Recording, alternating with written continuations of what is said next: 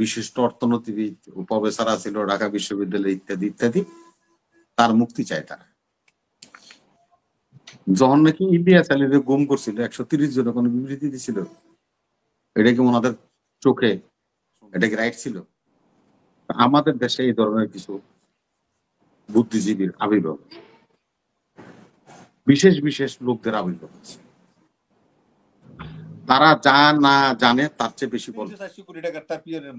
আরে তোমার 400 কোটি টাকার মালিক হবে না ওই পিয়ন, আর পাকিস্তান আমলের পিয়ন দুর্নীতি করবো, পাকিস্তান আমলের পিয়নের দুর্নীতি করার কোনো সুযোগ আছে নাকি? চাটা না সারা টেবিল মুসা সারা। আগেই বলছি যে যেটা সাবজুডিস হয়, কারণ ঘটনা ঘটছে, আমি ওখানে উপস্থিত ছিলাম না, আর আমি এটা টোটাল তথ্য জানি না। আমার কোনো আত্মীয় স্বজন নির্বাচন কমিশনের জারুদারু নেই, কারণ আমার এই তথ্য জানার কোনো সুযোগ নেই। সেই তো ওখানে কি করছে না করছে, এটা ওখানে সিসিটিভি ফুটেজ আছে, ওটা পুঙ্খানুপুঙ্খানু ভাবে দেখলে সবকিছু বোঝা যাবে, একজনের সম্বন্ধে মন্তব্য করা যাবে। আমি আগে এটা বলে নিছি যে আমি আসলে এই বিষয়টা সেভাবে ওয়াকিবহাল না, আর এই বিষয়ে আমি তর্ক বিতর্ক করতে চাই না। আর বিএনপি কে নিয়ে সমালোচনা হচ্ছে, আলোচনা হচ্ছে, এটা তো হতেই পারে। বিএনপি কে নিয়ে আলোচনা সমালোচনা হবে না, কাকে নিয়ে হবে? বিএনপি আপনাদের বাসায় যদি বলি বৃহত্তম একটা দল, আওয়ামী লীগ চলে যাওয়ার পরে তো বিএনপি বৃহত্তম দল, এবং এই দলের তো বারবার রাষ্ট্র ক্ষমতায় আসার সুযোগ হয়েছে, রাষ্ট্র পরিচালনা করার অভিজ্ঞতা আছে। এখন যারা দল করে বা নিজেদের নিয়ে খুব হাউকাউ করতেছে, তাদের কেউ তো রাষ্ট্র পরিচালনার কোনো অভিজ্ঞতা নেই, দেশ চালাইছে এমন কোনো অভিজ্ঞতা নেই।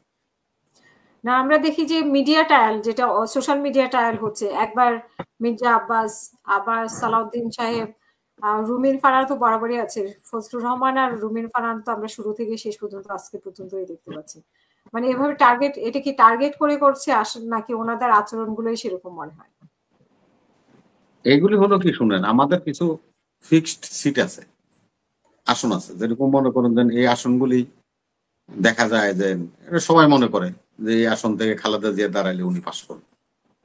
এরকম ধরনের আমাদের যে সমস্ত প্রার্থীরা তাদের স্ব আসন থেকে নির্বাচিত হবে এমন অবস্থায় আছে বা প্রভাবশালী আমাদের দল, তাদের চরিত্র হরণ করার জন্য এই সমস্ত করা হয়। আমরা এগুলি নিয়ে খুব একটা চিন্তা করি না। শুনলেন এই বুলিং এর কথা আপনি বলেন, যাই বলেন, আজকে অনেকে অনেক কথা বলে শুনি, অনেক বিজ্ঞ লোক আছে, বিশ্লেষক আছে, যে বারাকাতের অ্যারেস্ট করে নিয়ে গেছে জনতা ব্যাংকের চেয়ারম্যান, 17,500 কোটি টাকা সে লুটপাট করছে। কারে দিছে? দরবেশরে দিছে লোন, কারে দিছে? এস আলমরে দিছে লোন, কারে দিছে? নাবিল গ্রুপরে দিছে, বসুন্ধরা দিছে। এখন আবার 130 জন বুদ্ধিজীবী বাইরেছে, ওনারা আবার বিবৃতি দিছে। কি বিবৃতি দিল? আবুল বারাকাত একজন বিশিষ্ট অর্থনীতিবিদ, প্রফেসর ছিল ঢাকা বিশ্ববিদ্যালয় ইত্যাদি ইত্যাদি, তার মুক্তি চায় তারা। যখন নাকি ইলিয়াস আলীরে গুম করছিল 130 জন কোনো বিবৃতি দিছিল, এটা কি ওনাদের চোখে এটা কি রাইট ছিল? এটা কি অন্যায় হয়? মুক্তিযুদ্ধে ছিলাম আমরা, যখন রাত্রেবেলা ক্যাম্পে থাকতাম, স্বাধীন বাংলা বেতার কেন্দ্র থেকে গান বাজত, এই বিচারপতি তোমার বিচার করবে কে, এই জনতা গান শুনতাম। সেদিন দেখলাম আমার বাংলাদেশের একজন প্রতিযশ আইনজীবী, ওনার অনেক সুনাম আছে, উনি একটা বিবৃতি দিল। বিবৃতিটা কি? যে খায়রুল হকের হাতে, প্রধান বিচারপতির হাতে এই হ্যান্ডকাপ কেন? আচ্ছা, ওনার কাছে যদি আমি এই প্রশ্নটা করি, আমরা তো ভাইটাল কথা বলি না, বিভিন্ন বট বাহিনীর কথা খালি আলোচনা করি। আমি যদি ওনার কাছে প্রশ্ন করি, মঞ্জুল মুর্শেদ ভাই, যখন সিনহা তো অ্যাডজাস্টিং প্রধান বিচারপতি ছিল, খায়রুল হক তো অবসরপ্রাপ্ত, সে তো অ্যাডজাস্টিং ক্ষমতা বসা ছিল প্রধান বিচারপতি, তারা যখন গান ধরিয়া তার বউ বেটের রাখে তারা যখন প্লেনে উড়াই দিছিল, তখন আপনি বিবৃতি দেন নাই কেন? আপনার দৃষ্টিতে কি এটা অপরাধের মধ্যে পড়ে না? পড়ে। মঞ্জুর মুর্শিদ ভাই তখনও দিত, এনা জানে যে আমার মতো ধরে ওনারে পিটমোড়া করে বাইন দেয়, বুঝছেন নাকি? ওই লেফটেন্যান্ট কর্নেল হাসিনুরের মতো আয়না করে লয়ে যাবে এই ভয়ে উনি দেন। মানে তখন হাসিনার আমল ছিল, কোনো গণতন্ত্র ছিল না। এখন গণতন্ত্র আছে, যে খাইরুল হকের হাতে হ্যান্ডকাপ কেন এ কথা বললে কেউ কাউকে গুম করবে না। এটা জানার পরেই মঞ্জুর মুর্শিদ ভাইয়ের বিবেক তাড়না দিছে। ওই 130 জন বুদ্ধিজীবী এখন তাড়না দিছে, তারা বিবৃতি দেয়। হাসিনার আমলে কিন্তু দিতে পারে না, কারণ এখানে ডিফার করে গণতন্ত্র কি এটা বোঝার জন্য। হাসিনার আমলে স্বৈর শাসন ছিল, এখন আর সেই স্বৈর শাসক নেই, স্বৈর শাসন নেই, যার কারণে প্রতিবাদ করা যায়। এটা হলো মূল বিষয়টা। আমরা তো সেখানে কেউ যাচ্ছি না, আমরা একে অপরের বিরুদ্ধে কাদা ছোড়াছুড়ি করতেছি। আপনি কাদা ছোড়াছুড়ি করে কতটুকু পর্যন্ত আগাইতে পারবেন? কিছুই হবেন না, বরঞ্চ আপনাদেরই ক্ষতি হবে, আমাদেরই ক্ষতি হবে। আমি চাই না। আমরা দেখেন, এই যে আমি এই জন্যই বলছিলাম, শহীদ রাষ্ট্রপতি জিয়াউর রহমান এই দলটা ঘুরে গেছিল। শহীদ জিয়া যখন স্বাধীনতার ঘোষণা দেয় কালুরঘাটে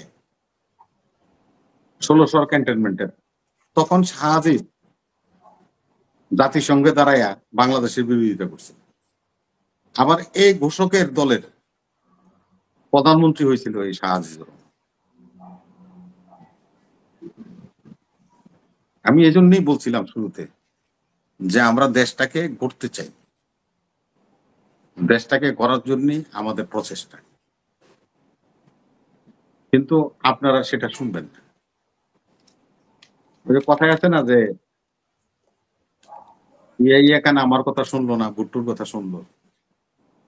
আমাদের দেশে এই ধরনের কিছু বুদ্ধিজীবীর আবির্ভাব, বিশেষ বিশেষ লোকদের আবির্ভাব আছে। তারা যা না জানে তার চেয়ে বেশি বলে, যা হবে না তাও বলে। মনে হয় যে স্বয়ং মনে হয় ফেরেশতার ওহী পেয়ে লইছে এরা, যাকে যেভাবে ইচ্ছা সেভাবে বলে চলে যায়। আখের কিন্তু কেউ হ্যান্ডকাপ পড়তেছে, কেউ জেলে যাইতেছে, কেউ অনেক বুয়া করে দেখবেন আপনার জেলে যাবে, বহুত বুয়া জেলে যাবে। সময় এসে গেছে, শুরু হয়ে গেছে। আসলে উত্তেজিত করা যায়। আপনি দেখেন হাসিনা আপা, আমি ইচ্ছা করলে আপনাকে একটা বকা দিয়ে উত্তেজিত করে দিতে পারবো। সেটা কি আমার জন্য শোভনীয় হবে? সেটা কি আমার জন্য কল্যাণকর হবে? রাষ্ট্রের জন্য কল্যাণকর হবে? হবে না। এই ধরনের লোকদের চরিত্র এইটা। মির্জা আব্বাস সম্বন্ধে বলছে যে ওর বাপে হলো আইডিয়াল স্কুলের বলে পিয়ন আছে। আচ্ছা ইমরান ভাই, কোন তো আইডিয়াল স্কুলের জন্ম হয়েছে কবে?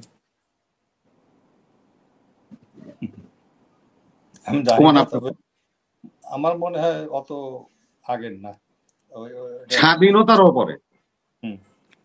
স্বাধীনতার আগে হলো বিকারুন্নেসা নুন স্কুল আছিল। আইডিয়াল স্কুল স্বাধীনতার পরে হয়েছে। তো মির্জা আব্বাস তো স্বাধীনতার বাপে তো স্বাধীনতার আগে মরেই গেছে। হে আবার আইডিয়াল স্কুলের পিয়ন ছিল কেমনে? এটা বলে দিল, এটা বেদ, এটা কোরআন, এটা আপনারা ব্যাখ্যা করেন। পাকিস্তান আমলে 70 টাকা 80 টাকা, শুনেন ইমরান ভাই, 80 টাকা 85 টাকা একটা পিয়নের বা এমএলএসএস এর বেতন ছিল। ঢাকা শহরে 80 টাকা বেতনের পরিবার নিয়ে চলে বাড়ি করা, গাড়ি করা কোনোদিনও সম্ভব? আর একজন পিয়ন কোন দুর্নীতি করতে পারে? বলেন। আপনার ভাষাই বললাম, আপনারটাই স্বীকার করে নিলাম যে মির্জা আব্বাসের বাপ আইডিয়াল স্কুলের পিয়ন ছিল। আমি উত্তর দিই, হাসিনার দুই পিয়ন কিন্তু 300-400 কোটি টাকা মালিক হয়েছে। আমি ওইটা শুনেন, আপনি যেভাবে বলছেন, যে পিয়নগো কথা বলছেন, এই পিয়নরা পিয়ন ছিল না। হাসিনার ব্যক্তিগত ফ্যান্সি ডিল টাইম তো, ও যে রাত্রেবেলা ফ্যান্সি ডিল খেতে ওইগুলো আইনা দিত জাহাঙ্গীরে। খালি তো টকশো করি, ইতিহাস নিয়ে কেউ কথা বলি না। এ হাসিনার ফ্যান্সি ডিলের বোতল সাপ্লাই দিত জাহাঙ্গীর। এই জাহাঙ্গীরের বাড়ি শোনাই মরি, হাসিনার মুখে শুনেছি 300-400 কোটি টাকার তার পিয়নের মালিক। আরে তোমার 400 কোটি টাকার মালিক হবে না ওই পিয়ন। আর পাকিস্তান আমলের পিয়ন দুর্নীতি করবো, পাকিস্তান আমলের পিয়নের দুর্নীতি করার কোনো সুযোগ আছে নাকি? চাটা না সারা টেবিল মুসা সারা আপনারা সার্ভিস করে আইছেন। আপনার আমলে ছিল নাকি? আপনি বলেন, আপনারই তো 4 জনই আছেন, ওই যে সেনাবাহিনীতে জানে কি কয় এগুলি। আমাদের হলো মেথড এমএলএসএস আছে, সিভিল থাকে এমএলএসএস আছে না? না না, আপনার বাসার জন্য থাকতো, মালি থাকতো, বাবুর্চি থাকতো, আপনি তো অফিসার আছে না, এগুলি জানে কি জানি বলেন। হ্যাঁ, মালিক, হ্যাঁ, কুক, এগুলি থাকে না? তা আপনি ড্রাইভার, বলেন, আপনি নিজে এটা, ব্যাটম্যান। আপনি এদের কমান্ডিং অফিসার ছিলেন, আপনি বলেন তাদের কোন সুযোগ আছে কোটিপতি হওয়ার? না, কোটিপতি হওয়ার সুযোগ আছে কি নাই এটা বেরি করে, ম্যাক্সিমাম হওয়ার সম্ভব না। তবে কিছু খারাপ লোক আছে, তারা অফিসার কি বিক্রি করে খায়, ধরাও পড়েছে। হয়, আপনি বাজার করতে দিছেন 5,000 টাকা, হেনতে 1,000 টাকা মেরে দিল, এটা হলেও হইতে পারে, এটা আমি ধরে নিলাম, এটা মানি, এটা আমি মানি। একটা হয় কি, শোনেন শোনেন, আপনারা আমি বলি, ঢাকা শহরের পাশাপাশি 2টা পরিবার আছে। একটা হলো যে আমাদের সালাম আছে, ম্যাডামের উপদেষ্টা রহিম ভাইরা, যে পল্টনে, এরা কিশোরগঞ্জ থেকে আসছে, এরা পাটের ব্যবসা করতো। এর বাপ মির্জা আব্বাসের বাবা এবং চাচারা, এরা পাট ব্যবসায়ী ছিল। তখন রমরমা ব্যবসা ছিল পাটের, ব্রিটিশ পিরিয়ড। কিশোরগঞ্জ হলো পাটের বিখ্যাত, নারায়ণগঞ্জ, ওই তো ওই বেল্ট, আপনি ওই বেল্ট মানে বৃহত্তর ময়মনসিংহ, ভৈরব, ময়মনসিংহ, কিশোরগঞ্জ, নরসিংদী, ফরিদপুর, কামারখালী, তারপরে নড়াইল, মাগুরা, এই সমস্ত পাটের জন্য বিখ্যাত জায়গা। এখন এরা হলো পাটের ব্যবসায়ী ছিল, এরা পাট ব্যবসা করতো। নাহলে মতিঝিলের প্রাণ কেন্দ্রে, তখন তো মতিঝিলটা প্রাণ কেন্দ্র না আমাদের, এইখানে তো এখন গুলশান যেরকম একটা চিন্তা ভাবনা, ঠিক ওই সময় তো এটাও এরকম গুলশান ছিল। ওই এলাকায় জায়গা কিনা কি 4 কথা, তাও কি 1 বিঘা 2 বিঘা জায়গা ওদের। ভাই ওই সময় জমির দাম খুব কম ছিল। একটা হলো ভাই, এইবার ব্যাখ্যা এলাম কম। আরে ভাই 70 টাকা এখন 7 কোটি টাকা হচ্ছে। রবি ভাই, এটা তো ভেরি গুড, এটা ভেরি গুড। আমি আপনারা একটু বলি রবি ভাই, আমি একটা জমি কিনছিলাম নন্দীপাড়ায় 3.5 লাখ টাকা দিয়ে, 3.5 লাখ। আমি কিন্তু ওইটা 1 কোটি 30 হলো 3.5 লাখ টাকাতে যখন জায়গাটা কিনছেন, এখন নন্দীপাড়া 1 কাঠা জায়গার দাম 1 কোটি টাকা। আপনি 3.5, জি 3.5 লাখ টাকা দিয়ে যখন কিনছেন, তখন কত সালে কিনছেন? কোন 5 কাঠা আমি কিনছিলাম অবশ্যই এটা 90, 92, 95, 96 বা 80, 82, 7 থেকে 9, 7-এ বাইনা দিছি, 9 পুরো টাকা দিছি, 9 টাকা দিছেন। আর এখন 24 সাল, না এগুলি শুনেন, এখন 1 কোটি টাকা নদী করার জায়গা আপনাকে নিয়ে কথা বলা ঠিক না, এইটা ঠিক না ভাই।